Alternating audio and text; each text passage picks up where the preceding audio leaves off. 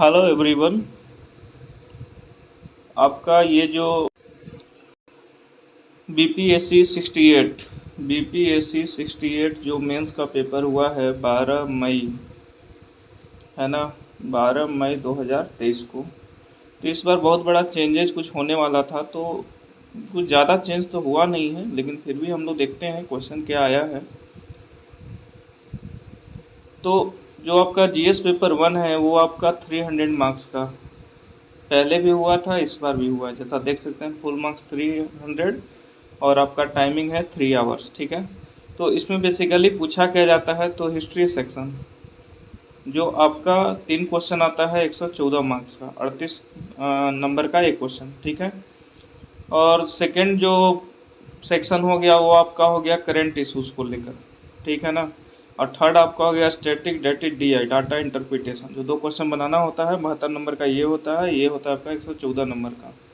तो आप देख सकते हैं टोटल 114 114 और 72 आपका हो जाएगा 300 मार्क्स। तो सेक्शन 1 आ गया आपका ये हिस्ट्री सेक्शन, ठीक है। तो ये आपका फिक्स है, ऑलरेडी पूछा हुआ क्वेश्चन ही रहता है, स्टैटिक कह सकते हैं इसको, कुछ नया नहीं है इसमें।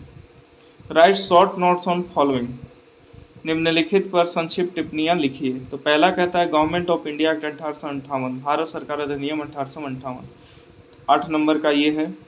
तो अगर अगर आपका 38 मार्क्स का पूछता, जो आगे पूछा हुआ है वो बताएंगे, तो इसको आपको कितना वर्ड्स में लिखना होता, 300 से 350 marks, sorry 300 to 350 words.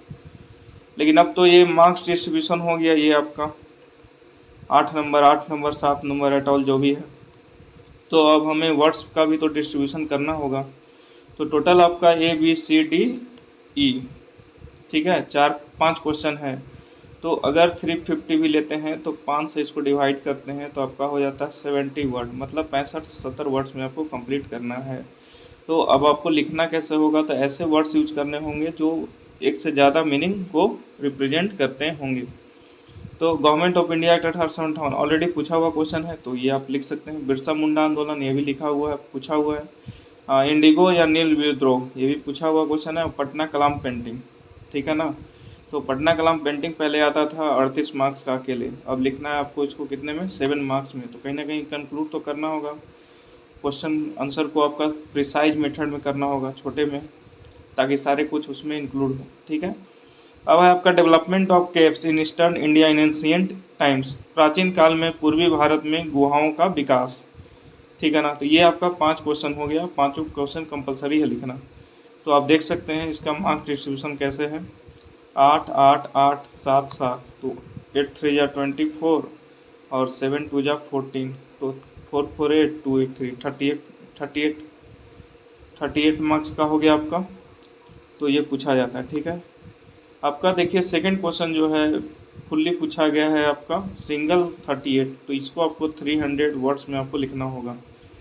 300 words कैसे होता है, जैसे मान लो ब्रिटिश शासन, तो ब्रिटिश 1 2 3 4 5 6 7 8 9 10 11 12 13 14 15 16 17 18 19 20 21 22 वर्ड्स में, तो ये क्वेश्चन है आपका। तो इस क्वेश्चन अब ऐसा है, तो आपको इसको 300 वर्ड्स में लिखना होगा।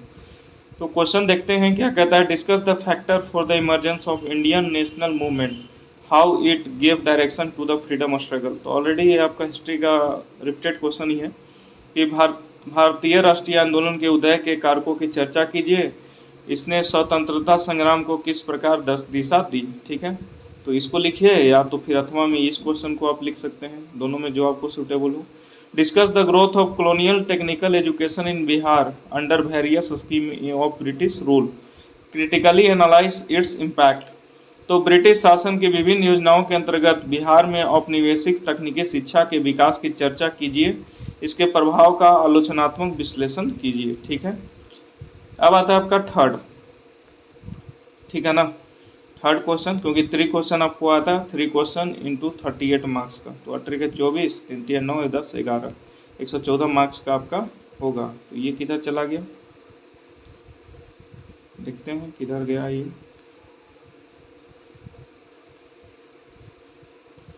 ओके,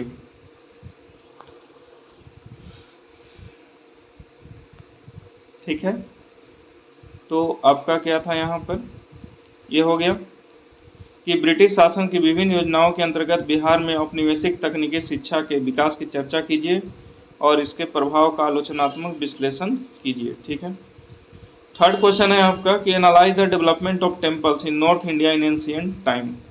अब देखिए बिहार से रिलेटेड क्वेश्चन थोड़ा कम ही पूछा गया इस बार, ऐसा होना नहीं चाहिए था। प्राचीन काल में उत्तर भारत में हुए मंदिरों के विकास का विश्लेषण कीजिए, ये भी 38 मार्क्स का है।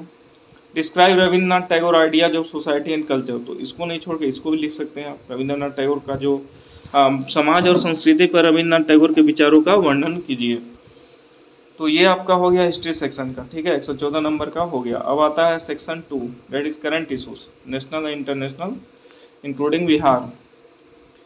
तो write short notes on following, निम्नलिखित पर संक्षिप्त टिप्पणियां लिखिए। तो where was the 18th national scout and guide jamboree organised, describe its objective. 18वीं राष्ट्रीय स्काउट एवं गाइड्स जम्बोरी का आयोजन कहाँ किया गया था, इसके उद्देश्यों का वर्णन कीजिए। तो आप डेली करंट अफेयर न्यूज पढ़ेंगे तो इसको अच्छे से लिख पाएंगे। Explain the mandate of United Nation public administration network in managing the peace and strong institution under sustainable development goal 16। राष्ट्र संघ लोक प्रशासन नेटवर्क के शांति व सुदृढ़ संस्थाओं के प्रबंधन के सतत विकास उद्देश्य 16 के संदेश का उल्लेख कीजिए। ठीक है, इसमें भी आपका 5 पार्ट में बटा हुआ है। Discuss the right based E service delivery scenario of Bihar, जो बिहार के अधिकार आधारित ई सेवा प्रदायगी परिदृश्य का वर्णन कीजिए। ठीक है, तो देख सकते हैं बिहार से रिलेटेड आपका करंट इशूज हैं। नेक्स्ट है आपका describe the efforts made in the field of solar power generation in the state of Bihar, Bihar राज्य में सौर ऊर्जा उत्पादन के क्षेत्र में किए गए प्रयासों का वर्णन कीजिए। नेक्स्ट है आपका कि critically examine the features of self reliance Bihar 7 निश्चय 2 2020-25 प्रोग्राम ऑफ गुड गवर्नेंस, आत्मनिर्भर बिहार, ठीक है, के 7 निश्चय बिल्कुल करंट इशूज है, इसको तो ज़्यादा पॉपुलर हुआ था ये। 2020-2025 सुशासन कार्यक्रम की विशेषताओं का आलोचनात्मक परीक्षण कीजिए। तो इसको आराम से लिखा जा सकता है, फिर आपका डी भी लिखा जा सकता है और सी भी लिखा जा सकता है, ए भी थोड़ा सा है टिपिकल। नेक्स्ट है आपका 5 में भी आपका 2 पोर्शन दिया हुआ है, जो आपको अच्छा लगे तो मैं इसको रीड आउट करता हूँ। 38 मार्क्स का है ये। What are the draft regulation announced recently by the University Grant Commission to open the door for foreign university to set up campuses in India? ठीक है, What prospects do you visualize about their impact on higher education of India in India? Do you think it will be a game changer?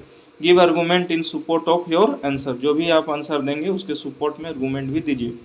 Bharat में विदेशी विश्वविद्यालयों को campus स्थापित करने के लिए दरवाजा खोलने के लिए विश्वविद्यालय अनुदान आयोग द्वारा हाल ही में घोषित मसौदा नियम क्या है? आप भारत में उच्च शिक्षा पर उनके प्रभाव के बारे में कैसी संभावनाओं की कल्पना करते हैं? क्या आपको लगता है कि यह खेल परिवर्तक होगा? अपने उत्तर के समर्थन में तर्क दीजिए। ठीक है, जो भी आपका फॉरेन यूनिवर्सिटीज़ हैं वो आपका इंडिया में खोले जाने की अनुमति मिला है, तो उससे क्या इम्पैक्ट पड़ेगा, बेनिफिट या डिसएडवांटेज क्या होगा, उसको हमको सपोर्ट में आंसर लिखना है। सेकेंड पार्ट क्या है आपका, in the wake of its criticism by the vice president of India recently critically examined the doctrine of basic structure given by the Supreme Court of India half a century ago. Do you think this debate will prove to be point of clash between the executive and the judiciary in near future? Give argument.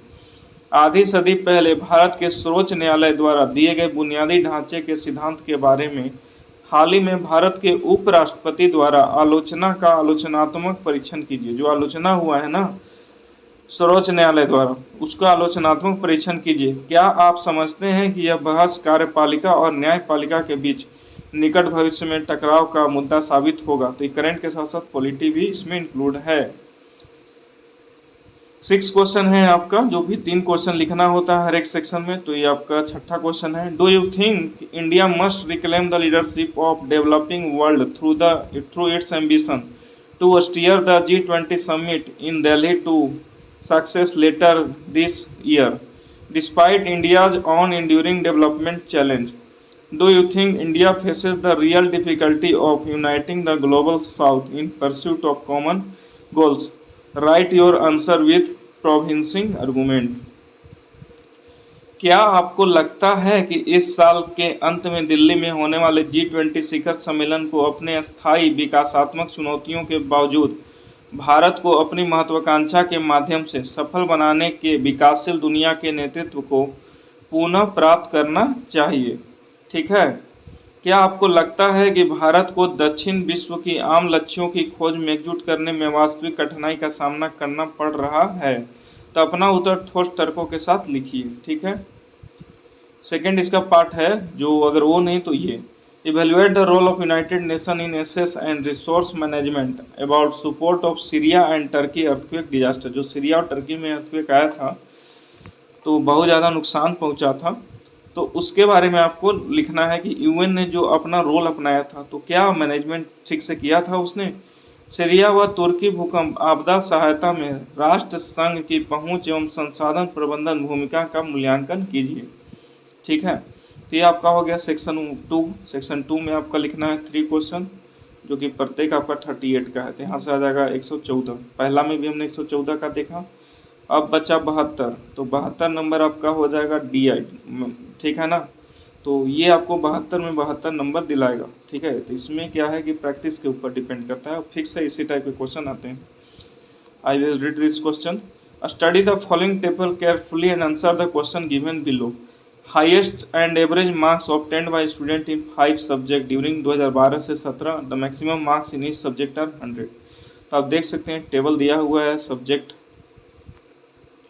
ठीक है ना। तो subject दिया हुआ है English, Hindi, math, science, history, और average highest दिया हुआ है 12 से लेकर 17 तक दिया हुआ है। तो इसमें जो क्वेश्चन पूछा गया है तो ये क्या है, ऑब्जेक्टिव नहीं, इसको आपको डिटेल वर्जन में आपको बनाना पड़ेगा। ठीक है। तो देख सकते हैं what is the combined average marks of all the 5 subject in 2015। तो सबको जोड़िए, एवरेज निकाल दीजिए। What is the percentage increase in average marks of English from 2015 to 17। Next कहता है during which year the difference between the highest marks and highest average marks in math was maximum. What is the percentage of highest marks in Hindi in 2013 with respect to average marks of math in 2016। If 50 students took the examination in 2013 in math, what were their total marks? ठीक है। तो इसका solution provide करूंगा मैं। In between which 2 year the difference of highest marks in science was maximum. Science के बारे में पूछ रहा है कि कौन से 2 साल में मैक्सिमम है। तो अब डाटा देखेंगे तो वहाँ से बन जाएगा। ठीक है। एक तो क्वेश्चन वो हुआ, अगर वो नहीं सॉल्व होता है तो इसको सॉल्व कीजिए। ठीक है ना। इसको सॉल्व कीजिए। तो इसको देख लीजिए क्या कह रहा है कि study the following graph carefully and answer the question given below. यहाँ दिया हुआ है profit of company ABC and DEF during 2001 से 6 तक। ठीक है। तो प्रॉफिट परसेंटेज कैसे निकलेगा, income minus expenditure upon expenditure into 100। ठीक है। तो आप देख सकते हैं लाइन ABC एक है, DEF है। तो आप यहाँ से क्वेश्चन को देख लीजिए। क्वेश्चन अलग अलग ABCD मार्क्स डिस्ट्रीब्यूशन में 8, 5, 10, 5, 8। ठीक है। उसमें भी यही था। जो नेक्स्ट क्वेश्चन है आपका ये, the bar graph given below shows the sales of books in 1000 numbers from 6 branch of publishing company during 2 consecutive year 2000 and 2001.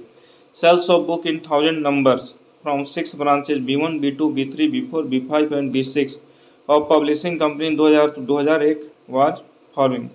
तो ये आपका दिया हुआ है। तो ये कोई हार्ड एंड फास्ट नहीं है, इसको प्रैक्टिस से बनाया जा सकता है। अगर ओवरऑल पेपर की बात करें तो करंट अफेयर वाला थोड़ा सा टफ है। तो उसके लिए आपको न्यूज़पेपर पढ़ना पड़ेगा, या तो कोई न्यूज एडिटोरियल वाले चैनल को आपको फॉलो करना पड़ेगा। ठीक है। तो ये आपका ये है। तो इसमें भी आपका मार्क डिस्ट्रीब्यूशन दिया हुआ है ABCDE 5 फॉर्मेट में। नीचे आपका और फॉर्मेट में दिया हुआ है आपका, वो नहीं तो ये बना सकते हैं।